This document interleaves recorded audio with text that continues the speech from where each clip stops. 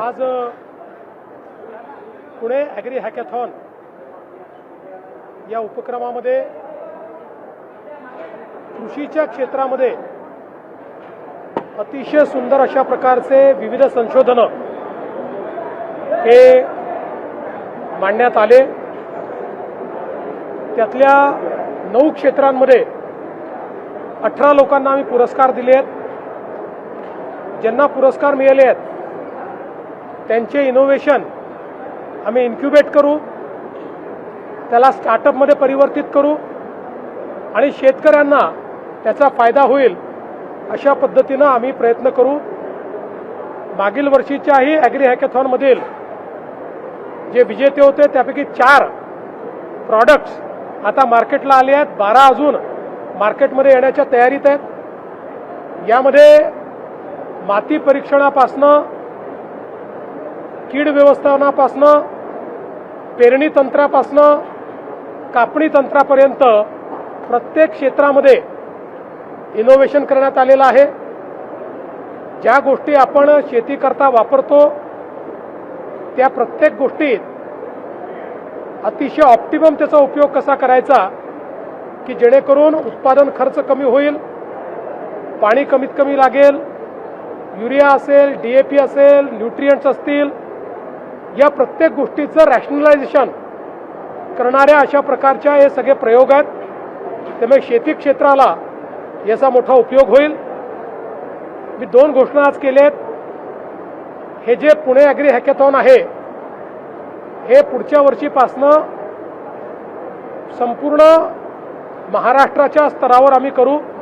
त्याला Maharashtra agree hackathon म्हणण्यात येईल आणि याच्यामध्ये पहिला पुरस्कार दरवर्षी एक पहिला पुरस्कार हा स्वर्गीय अजितदादा पवार यांच्या नावाने देण्यात येईल। ते आता ठरवू, पुण्यात करू। कर्जमाफीच्या संदर्भातली आमची तयारी अंतिम टप्प्यामध्ये आहे। या संदर्भात कॅबिनेट सब कमिटीची बैठक झालेली आहे। काही अधिकची माहिती आम्ही मागवली आहे, ती आल्यानंतर आम्ही ही प्रक्रिया सुरू करू। 30 जून पूर्वी कर्जमाफी आम्ही करणार आहोत। काल मला पार्थ पवार येऊन भेटले। काही 2-3 प्रशासनिक विषय होते, काही राजकीय विषय होते, त्याच्यावर त्यांनी माझ्याशी चर्चा केली। मला असं वाटतं की आम्ही मित्रपक्ष आहोत, त्यामुळे ते मला येऊन भेटणं ही काही फार मोठी बातमी आहे असं मला वाटत नाही। राज्यात कुठलंही ऊर्जा संकट नाही। आपल्याला आवश्यक त्यापेक्षा जास्त ऊर्जा आज आपल्याकडे आहे। एखाद्या ठिकाणी कधीतरी ग्रीड फेलियर होतं, त्यामुळे काही काळाकरता, काही तासांकरता संकट तयार होतं, बाकी राज्यात भरपूर वीज आहे।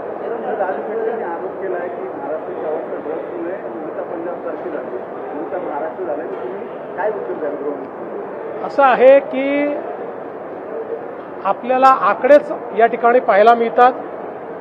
पंजाबची स्थिती काय, इतर राज्यांची स्थिती काय आणि महाराष्ट्राची स्थिती काय आहे। त्यामुळे महाराष्ट्राला अशा पद्धतीनं बदनाम करणं हे राजू शेट्टींना शोभत नाही।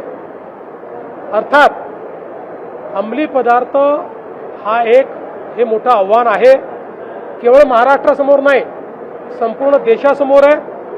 पण देशाचे कणखर गृहमंत्री माननीय अमितभाई शाह यांनी मोदीजींच्या नेतृत्वात संपूर्ण भारतामध्ये ड्रग्सच्या विरुद्ध मोठी लढाई सुरू केली आहे।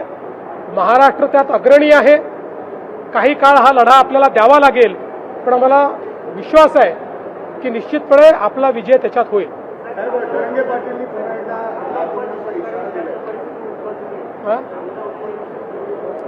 असं आहे की आता जी काही आंतरराष्ट्रीय परिस्थिती आहे त्यामुळे आपला कांदा बांगलादेशातही जात नाही आहे, आखाती देशातही जात नाही आहे। उत्पादन अधिक आहे, त्याला खरेदीदार कमी आहे आणि म्हणूनच कालपासनं केंद्र सरकारने इंटरव्हेन्शन सुरू केलं आहे। 12.5 रुपयाच्या भावाने केंद्र सरकार कांदा खरेदी करत आहे, ती सुरू झालेली आहे। त्यामुळे काही ना काही दिलासा हा शेतकऱ्यांना निश्चित मिळेल। धनंजय पाटलांनी पुन्हा एकदा आंदोलनाचा इशारा दिलेला आहे. 30 तारखेपासून पुन्हा एकदा ते आंदोलनावर बसणार आहे. त्यांच्या मागण्या दोन एक सातारा गॅजेट लागू करा आणि व्हॅलिडिटी सर्टिफिकेट तातडीने द्या. असं आहे, सातत्याने मराठा समाजाकरता राज्य सरकारने अनेक गोष्टी केल्या आहेत.